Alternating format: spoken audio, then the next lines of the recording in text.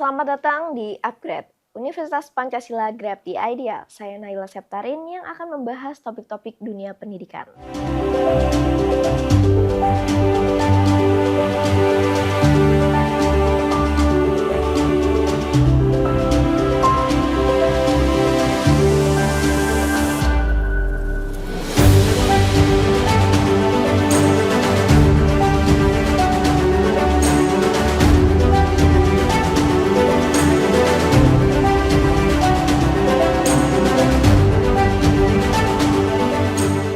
Juga negeri yang penuh risiko.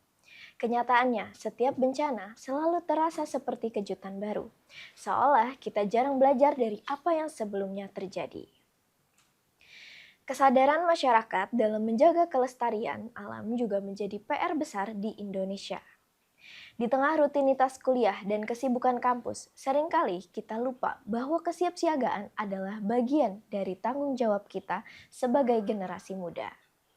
Di episode kali ini, kita bakal bongkar kenapa pola ini terus berulang, apa yang salah dari sistem mitigasi kita, dan apa peran kampus serta mahasiswa ketika pemerintah dan masyarakat sendiri masih mengabaikan risiko yang sebenarnya. Pada episode kali ini, saya tidak sendiri, saya bersama Mas Riza Dharma Putra MIKOM, selaku dosen Fakultas Ilmu Komunikasi, anggota Ikatan Ahli Bencana Indonesia, dan juga mahasiswa S3 Komunikasi Pembangunan IPB. Selamat siang, Mas. Selamat siang. Apa kabar, Mas Riza? Alhamdulillah baik. Oke, Kabar baik. Alhamdulillah baik.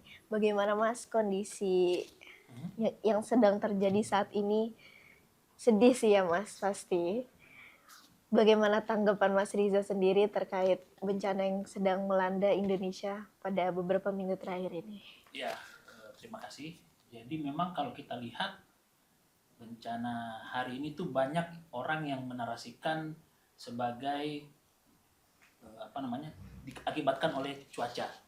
Ya, bencana banjir, longsor di Sumatera, ya, yang terjadi di 3 provinsi, Sumatera Utara, Aceh, dan Sumatera Barat, itu dinarasikan sebagai bencana karena pengaruh atau efek dari curah hujan yang cukup tinggi. Nah, tetapi sebenarnya itu hanya salah satu pemicu.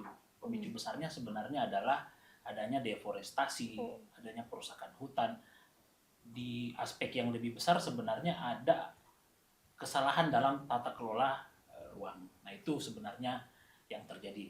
Dan akhirnya saudara-saudara kita, terutama di Sumatera, itu merasakan bagaimana air banjir itu datang, dan kalau tidak salah hari ini sudah lebih dari 800 korban meninggal dan masih ada ratusan yang belum ditemukan. Jadi ini memang cukup mengagetkan kita, tetapi sebenarnya membuat kita juga bersedih. Kenapa? Ya seperti tadi pembuka Anda itu menjelaskan kenapa terlalu terus berulang gitu.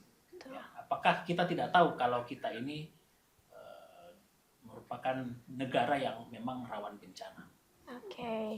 Oke, seperti yang sudah Mas Riza sebut sebelumnya, deforestasi. Apa itu, Mas, deforestasi? Ya, deforestasi itu artinya hutan itu sudah tidak jadi hutan. Jadi sederhananya hutan beralih fungsi. Ya, misalnya jadi kebun sawit, jadi areal pertambangan, ya. Kemudian kayu-kayunya diambil. Kalau kita lihat kemarin kan di beberapa pemberitaan itu banyak banjir itu hanyut dan menghanyutkan begitu banyak kayu-kayu gelondongan yang memang belum diapa-apain gitu. Artinya itu adalah efek atau bekas-bekas deforestasi. Jadi hutan kita itu sudah habis ya. Habis. Nah, inilah yang akan menjadi masalah besar sebenarnya. Apakah kita akan mewariskan hutan-hutan yang gundul buat anak cucu kita? Belum sampai dari anak cucu kita aja sudah terjadi bencana yang seperti ini. Betul. Kira-kira memangnya pertumbuhan kelapa sawit itu menyebabkan air itu sulit menyerap atau gimana, Mas? Ya, memangnya? jadi kalau sawit ini kan tanaman atau vegetasi yang pelit ya. Ya, ibaratnya pelit, dia maruk, dia maruk, dia mau ngambil air tapi dia nggak mau kasih orang lain. Itu satu sisi. Kemudian di sisi lain, ketika membuka lahan sawit, sebenarnya pada saat itulah terjadi perusakan. Jadi hutan-hutan yang hutan lindung atau hutan lebat itu dibabat, digantikan sawit. Nah, pada saat proses penggantian lahan itu menjadi lahan sawit, disitulah terjadi perusakan besar-besar. Bahkan kalau Anda lihat kan di Sumatera itu juga salah satu titik yang sering terjadi bencana kabut asap, dan itu semua akibat dari adanya pembukaan lahan-lahan sawit. Jadi cara gampang dibakar, nah apinya kemana-mana, asapnya kemana-mana. Jadi memang bencana-bencana itu pasti akan terus terjadi kalau kita masih memperlakukan hutan sangat kita memperlakukan hutan itu tidak bersahabat gitu. Kita menjadikan dia hanya sebagai sekedar pohon saja, bukan sesuatu yang punya manfaat buat masa depan bumi kita. Oke, sebenarnya menurut Mas Riza sendiri, seberapa besar sih sebenarnya tingkat kerentanan Indonesia terhadap bencana itu? Ya, kalau menurut data dari BNPB, kita ini memang berada di ring of fire ya. Jadi kita berada pada daerah yang memang rawan konflik. Kita berada di 2 lempeng besar ya. Itu yang menyebabkan juga gempa bumi ya, dan ketika gempa bumi itu lebih dari 7 skala Richter kemudian punya potensi untuk tsunami. Ya, kalau kata orang-orang pegiat kebencanaan, kita ini negara yang supermarket bencana kayak Jepang. Nah, tapi kan bencana ini tidak terjadi hari ini. Dari dulu alam kita ini sudah seperti ini. Nah, tetapi pertanyaan besarnya adalah bagaimana kita mengantisipasi resiko itu, resiko bencana itu. Nah, karena kita rawan bencana, maka tentu cara pemerintah dalam membangun juga harus mengedepankan unsur mitigasi. Karena mitigasi itu kan ada 2. Ada namanya mitigasi struktural, yakni pembangunan misalnya TPT Bronjong ya. Kalau kalian misalnya lewat jalanan itu kan ada beton supaya tidak longsor. Kemudian pembangunan-pembangunan yang sifatnya memastikan bahwa daerah-daerah itu tidak mengalami kerusakan berat. Tuh. Sama yang kedua adalah non-struktural. Non-struktural ini kayak ya seperti diskusi kita hari ini bagian dari mitigasi. Mitigasi non-struktural, penyadaran-penyadaran lewat kurikulum, lewat board game, lain-lain itu mitigasi non-struktural. Nah, 2 ini harus jalan. Nah, nampaknya memang di negara kita ini isu pengaruh utamaan kebencanaan itu belum menjadi perhatian. Ya, kalau kita lihat anggaran BNPB sendiri tiap tahun turun, sekarang malah nggak sampai 1 triliun. Ya, itu. Belum lagi proyek-proyek besar negara ini yang cukup abai ya, yang tidak peduli sama isu-isu keberlanjutan. Betul. Oke, tadi kan disebutkan bahwa memang Indonesia ini berada di ring of fire ya, Mas. Tapi apa sih yang menjadi faktor utama terjadinya bencana di Indonesia? Nah, kalau bencana hidrometeorologi itu artinya yang disebabkan karena seperti banjir ya. Itu kalau penyebabnya banyak. Tapi kalau menurut para ahli bencana, selain memang lokasi Indonesia yang rawan, ada upaya yang saya bilang tadi, deforestasi dan kesalahan dalam pengelolaan ekosistem yang ada di atas bumi itu. Misalnya saya beri contoh, bagaimana terlalu banyak izin tambang ya, tambang dikeluarkan, kemudian sawit, kemudian hutan-hutan dibabat untuk pemukiman, seperti itu. Pembangunan-pembangunan yang tidak memperhatikan aspek kerentanan wilayah. Saya beri contoh misalnya kalau di Sumatera itu kan tanahnya gembur ya. Nah, tentu kan mitigasinya struktur itu tidak boleh atau sederhananya dia harus bisa menyesuaikan dengan struktur tanah. Nah, cuma kan kalau untuk menyesuaikan dengan struktur tanah ini biasanya sih orang-orang sipil yang paham. Yang saya tahu tentu biayanya lebih mahal. Nah, aspek-aspek itu yang tidak dengan baik direncanakan. Kalau istilah kerennya itu pengaruh utamaan isu kebencanaan, ekosistem, perhatian terhadap ekosistem itu tidak diperhatikan. Oke. Dari kejadian terakhir di Sumatera, apa sih kesalahan yang Apa kesalahan pola mitigasi yang sering terlihat sebenarnya? Sebenarnya ini menarik. BMKG itu Badan Meteorologi Geofisika itu klimatologi dan geofisika sudah pernah mengatakan bahwa 8 hari sebelum kejadian itu sudah memberi peringatan bahwa akan terjadi bencana ya? Bukan bencana, hujan deras disertai dengan efek-efek turunannya ya, petir, kemudian intinya curah hujan besar. Nah, sayangnya pemerintah daerah ini tidak merespon peringatan dini itu, karena kan BMKG ini kan secara fungsi memberi apa yang kita sebut dengan early warning ya, peringatan awal, peringatan dini.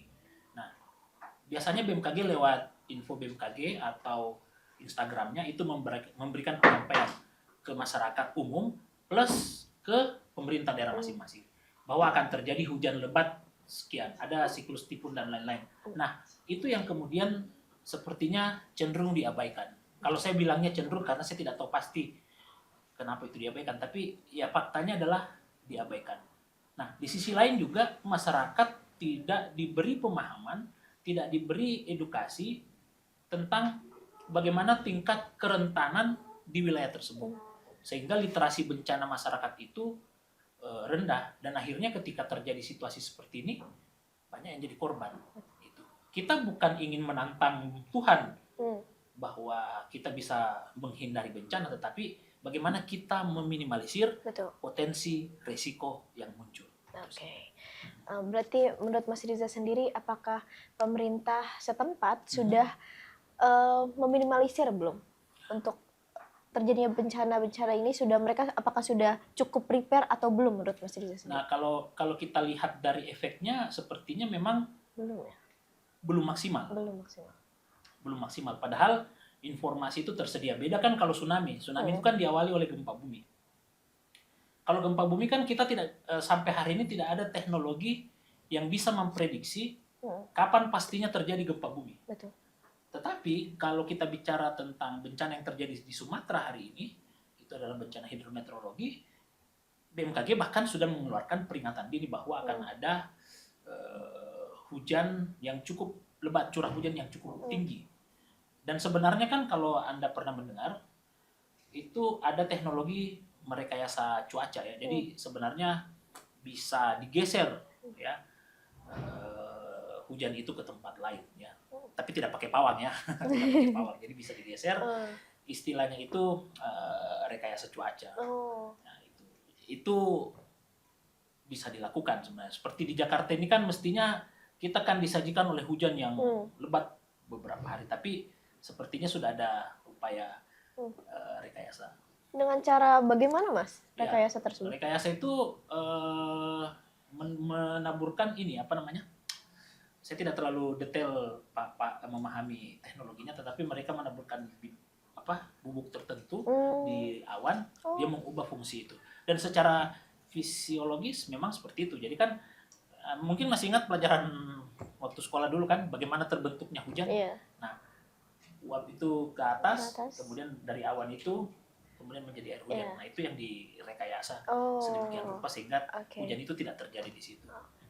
Oke, saya penasaran sih Mas, sebenarnya BMKG itu mendeteksi hujan itu mereka punya alat tersendirinya atau bagaimana? Oh ya, BMKG itu lembaga yang mandatori, yang diberi mandat oleh negara untuk tugasnya itu kan memberikan pengamatan terhadap cuaca. Jadi kan BMKG itu Badan Meteorologi, Klimatologi, dan Geofisika.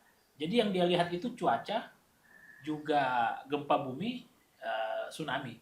Nah, mereka punya kantor-kantor di daerah-daerah, namanya ada stasiun meteorologi, ada stasiun klimatologi. Salah satu usernya bandara. Jadi BMKG itu punya otoritas untuk memberi rekomendasi kepada otoritas bandara atau kalau di pelabuhan kesah bandar bahwa ini sekarang misalnya pesawat aman terbang. Kalau di pelabuhan kapal aman berlayar. Nah, BMKG di situ fungsinya. Jadi dia memang tugasnya untuk melakukan salah satu fungsinya melakukan peringatan dini. Oke, seperti itu ya Mas. Oke, jadi di antara sekian banyaknya bencana yang terjadi beberapa minggu terakhir ini, apa sih yang pelajaran penting yang seharusnya sudah diterapkan daerah lain atas kejadian terakhir ini? Kalau kita bicara bencana, memang kita bicara 3. Ya. Pertama adalah pra atau sebelum terjadi bencana. Ini siklus manajemen bencana ya. Kemudian yang kedua adalah saat, yang ketiga adalah pasca. Pra itu berarti ada proses mitigasi, justru disitulah mitigasi. Ada kajian risiko bencana, ada sosialisasi, ada edukasi. Yang dilakukan sebenarnya bukan tanggung jawab BMKG saja, tanggung jawab pemerintah termasuk kampus. Ya, melakukan penyadaran, penyampaian ke masyarakat. Kita juga sebenarnya, nah ini juga buat warga ya, teman-teman di kampus kita, apakah sudah mendownload misalnya info BMKG? Apakah sudah mendownload misalnya Inaris? Inaris itu aplikasi yang dibuat oleh BNPB untuk mengetahui daerah kita itu rawan bencana apa aja. Nah, jadi itu di pra. Kemudian saat bencana, nah seperti sekarang ini, disitulah peran BNPB di nasional atau BPBD di daerah, Badan Penanggulangan Bencana Daerah, untuk melakukan masa apa yang kita sebut dengan tanggap darurat. Sekarang ini kan istilahnya sedang tanggap darurat. Betul. Nah, setelah tanggap darurat terjadi, kemudian ada penilaian-penilaian tertentu, baru masuk ke fase berikutnya adalah rehabilitasi dan rekonstruksi. Jadi siklusnya cukup panjang. Nah, di situ memang butuh kerjasama dari banyak pihak, multi stakeholder. Jadi tidak hanya pemerintah saja. Di situ kalau istilah orang kebencanaan itu pentahelix ya. Jadi ada unsur pemerintah, ada unsur swasta, usaha, ada unsur media, ada unsur kampus ya, akademisi, ya ada semua unsur di situ untuk mendorong bagaimana supaya masyarakat itu tangguh. Jadi muara dari itu semua adalah ketangguhan.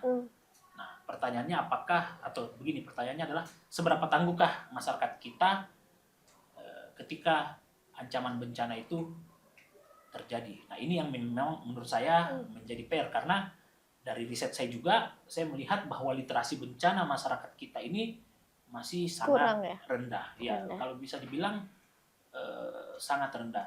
Ya, teman-teman aja lah, berapa banyak yang ketika mau beraktivitas melihat info BMKG. Betul. Ya, gitu. Sudah tahu hujan deras, curah hujan tinggi, masih aja bawa motor misalnya, ya kan? Seperti itu. Jadi literasi bencana ini yang menurut saya harus kita dorong. Itu sih kira-kira. Oke, mendownload aplikasi seperti tadi Inaris ya. Itu menjadi salah satu kita untuk prepare ya Mas sebelum cuaca yang terjadi pada hari ini. Tapi seberapa akurat sih aplikasi tersebut? Kalau bicara akurat, dia ya presisinya lumayan bagus lah, karena alat itu kan didesain sudah cukup lama dan dengan high tech ya, teknologi yang tinggi. Jadi menurut saya cukup akurat.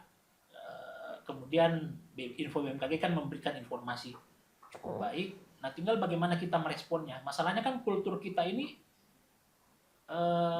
kultur yang cuek ya. Betul. Ya, dalam kajian disaster itu kan sebenarnya ini risk perception. Jadi persepsi risiko. Kita akan menganggap itu bencana atau berbahaya kalau kita punya persepsi bahwa itu berisiko. Tapi kalau kita tidak menganggap bahwa itu berisiko, maka kita tidak akan mempersepsikan itu, dan itu akan berpengaruh terhadap tindakan kita. Jadi kalau saya menganggap bahwa di rumah saya rawan, berarti kan saya punya persepsi bahwa rumah saya berisiko. Karena saya tahu bahwa saya berisiko rumahnya, maka saya akan mendesain rumah saya untuk mengantisipasi risiko itu. Contoh, kalau di rumah saya itu rawan gempa misalnya, setelah saya cek di Inaris, berarti saya tidak boleh lagi punya ornamen-ornamen yang sifatnya menggantung yang berat, kemudian di atas lemari yang berat-berat, karena ketika gempa terjadi saya bisa kena. Ya kayak gitu. Jadi sekali lagi literasi bencana ini yang kurang, itu yang memang harus ditingkatkan. Memang literasi kita sebagai masyarakat masih kurang. Menurut Mas sendiri, kita harus melakukan upaya apa lagi agar masyarakat dan kita emang harusnya sudah belajar dari sekolah sih ya Mas, biar kita tuh tahu dari kecil kita tahu untuk prepare gitu kan, karena kita tidak tahu ya bencana kapan terjadi. Dan itu menurut Mas upaya apa lagi yang harus dilakukan, entah itu dari pemerintah, dari guru-guru di sekolah atau bahkan dosen-dosen di kampus itu harus mereka lakukan upaya apa lagi agar seluruhnya bisa memahami dan bisa terliterasi dengan baik. Ya, sebenarnya ini memang kerja multi pihak ya. Okay. Jadi kalau saya lihat bahwa tidak bisa kita juga menyerahkan itu sepenuhnya kepada pemerintah. Jadi harus kita. Makanya kan dalam kebencanaan ada istilah pentahelix. Jadi ada unsur pemerintah, ada unsur pemuka agama, ada unsur tokoh masyarakat, ada unsur wira swasta usaha, ada unsur akademisi. Nah, masing-masing punya role, peran masing-masing. Pemerintah misalnya membuat kebijakan-kebijakan yang mengantisipasi resiko itu.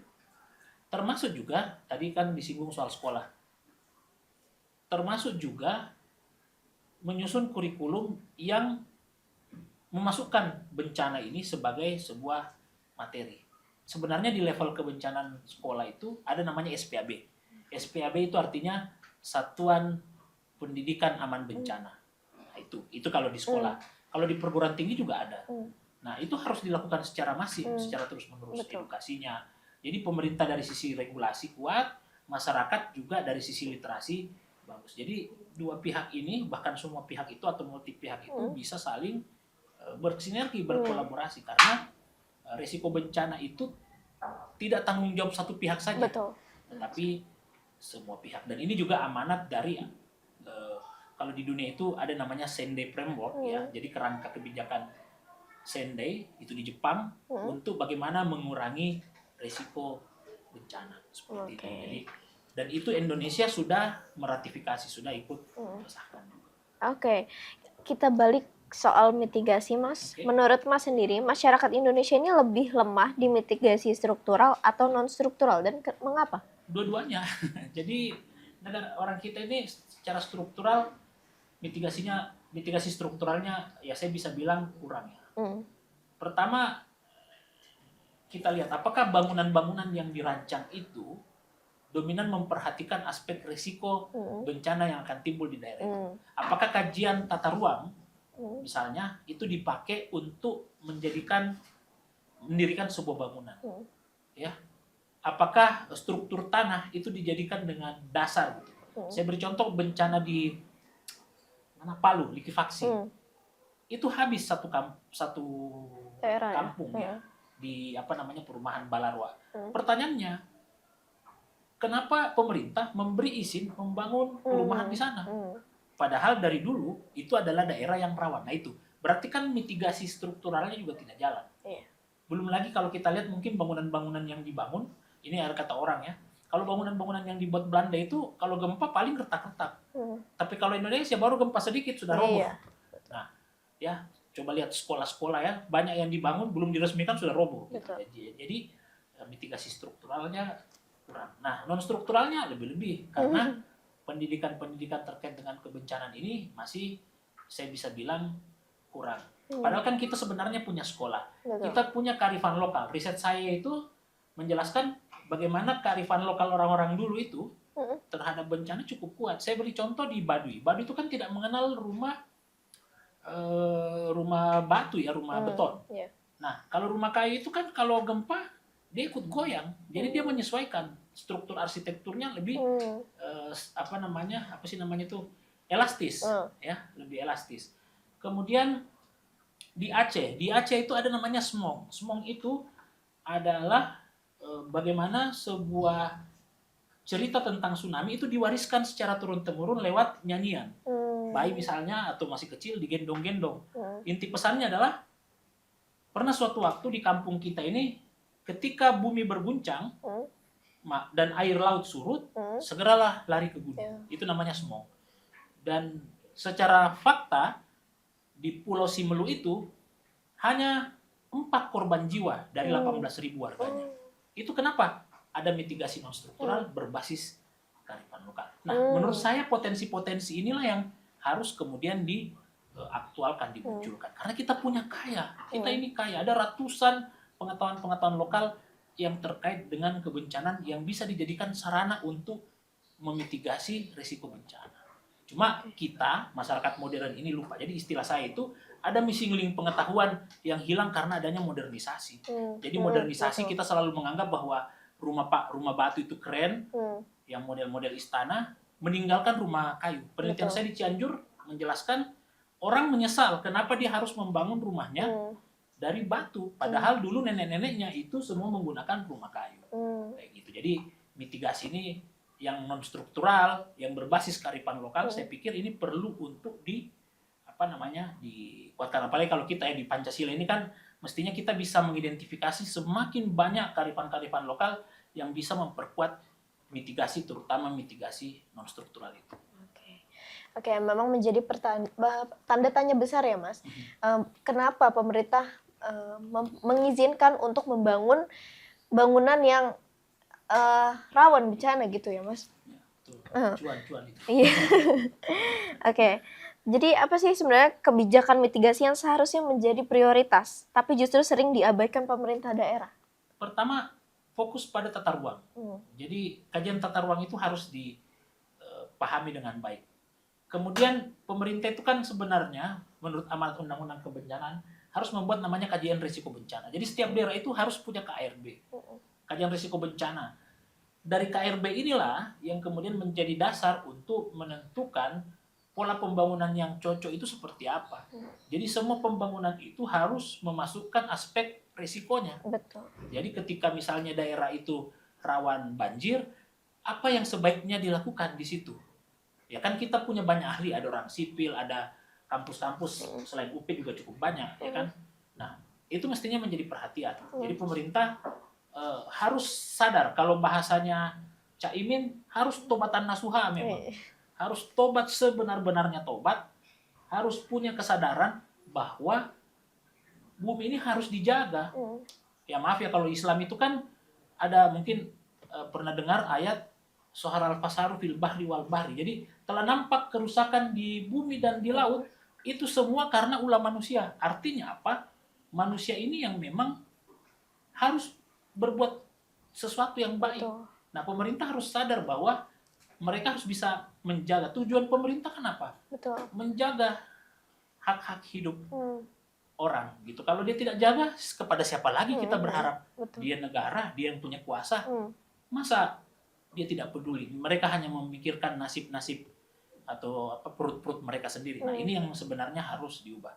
Nah, kita di kampus lah yang harus mengawal itu, mempres, melakukan tekanan publik agar pemerintah bisa memperhatikan. Sekarang kan baru ribut nih, ya menteri kayak Raja Juli Antoni baru dikritik-kritik tuh gara-gara terlalu banyak memberi izin alih fungsi lahan misalnya kayak gitu. Oke. Bagaimana sih Mas cara membangun budaya sadar risiko, bukan budaya panik setelah kejadian? Ya, membangun ini memang kalau bicara kultur butuh waktu. Ya, kalau saya mulai ada beberapa cara. Pertama adalah kembali ke kearifan lokal. Kita punya kearifan lokal, temukan itu.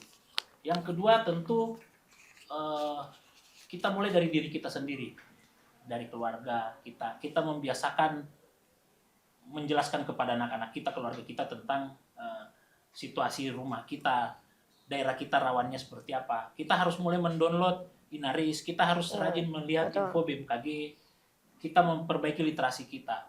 Kemudian yang ketiga dari pengetahuan-pengetahuan itu kemudian akan mengarahkan kita atau mengguiding kita untuk tidak asal-asalan dalam membeli rumah misalnya, membangun rumah, membeli perabotan-perabotan yang memang tidak cocok untuk daerah rawan risiko tertentu ya. Sehingga kemudian yang paling penting adalah bagaimana pemerintah itu juga memayungi semua aktivitas itu lewat regulasi yang kuat serta penegakan hukum. Law enforcement-nya harus kuat juga. Jadi jangan ada tebang pilih dalam hal penegakan hukum.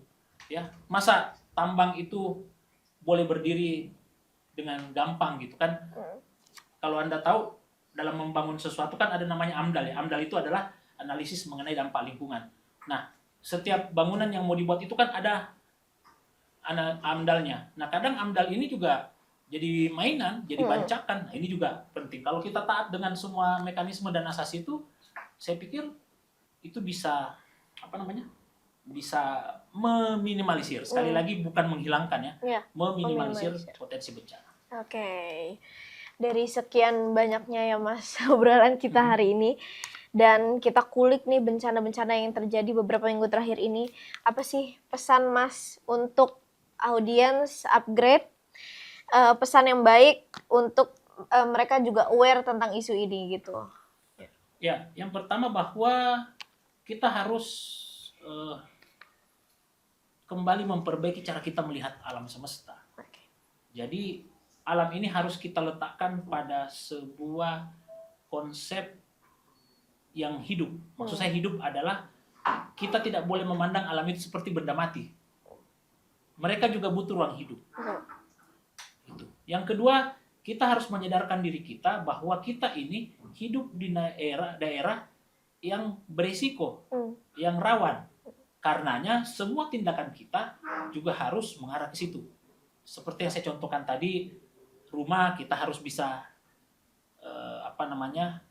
mendesainnya dengan ramah atau aman bencana. Anak-anak kita bekali. Sekarang saya tanya, kalau dalam standar kebencanaan di rumah itu bahkan sudah harus siap tas siaga bencana. Pada punya nggak? Saya yakin tidak punya. Nah, tas siaga bencana itu kan isinya obat-obatan, peralatan obat-obatan, kemudian ijazah dan lain-lain itu disimpan di situ center, ya, makanan-makanan yang tahan lama. Nah, itu secara rutin harus ada. Tapi pertanyaannya kan apakah ada edukasi ke situ kan tidak ada. Nah, itu. Kemudian kita terbiasakan menggunakan info BMKG, Inaris sebagai dasar kita sehingga karena kita sadar bahwa kita adalah hidup di daerah yang rawan bencana sehingga tindakan kita juga tetap berhati-hati. Kita bukan ingin melawan bencana. Kita hanya ingin hidup berdampingan dengan semesta. Karena dari dulu bumi kita ini sudah seperti ini. Orang-orang tua kita dulu berdamai dengan semesta ini. Kenapa kita tidak mewariskan itu? Yang kita wariskan justru keserakahan, ketamakan, kerakusan dalam membabat hutan, kerakusan dalam memperlakukan alam. Sehingga kalau bahasanya Ebit Giade, mungkin Tuhan mulai bosan kan melihat tingkah kita. Ya, nanti kalau saya nyanyi acara nyanyi ya. Nah, seperti itu. Jadi lagu-lagu Ebit Giade atau bahkan efek rumah kaca ya. Ya, mungkin kalau teman-teman yang sekarang kan ERK atau Coldplay ya. Nah, itu lagu-lagu yang mengarahkan kita untuk bisa peduli terhadap isu lingkungan ini. Jadi bencana sebenarnya kan karena kerusakan alam dan kerusakan alam itu disebabkan oleh tindakan manusia yang serakah, rakus, gegabah, memperkosa alam. Ya, saya bilang memperkosa karena memang kejam manusia-manusia ini. Seperti itu. Oke.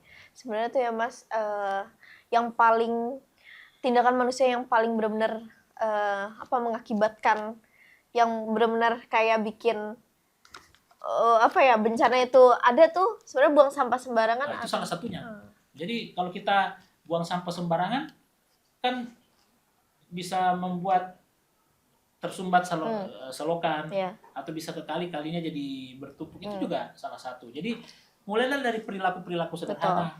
Ya, termasuk misalnya mungkin kita membiasakan diri menggunakan tumbler ya kayak gitu, mengurangi penggunaan sampah-sampah plastik, kemudian mengurangi menggunakan kendaraan bermotor, gunakan public transportation ya, seperti itu. Kecuali yang rumahnya memang jauh dari stasiun ya kita maklum juga lah, tapi yang rumahnya dekat-dekat stasiun saya pikir perlu. Nah, jadi dari hal-hal sekecil itu, karena langkah kecil kita itu akan sangat berarti buat dunia ini. Betul sekali. Oke, terima kasih banyak Mas Riza, insight banget diskusi kita hari ini. Jadi teman-teman untuk biar kita prepare terhadap bencana-bencana itu kita bisa download aplikasi BMKG dan Inaris ya, sebagai bentuk kita untuk aware terhadap cuaca kita hari ini. Jadi sebelum pergi ke rumah bisa dilihat dulu ya Mas cuaca hari ini bagaimana, jadi kita bisa prepare dan bisa lebih siap gitu menghadapi cuaca hari ini gitu. Saya tambahkan juga kami di UP itu juga membuat game bencana untuk mengurangi risiko bencana. Oh gitu. Ya, ini sekarang lagi kami persiapkan.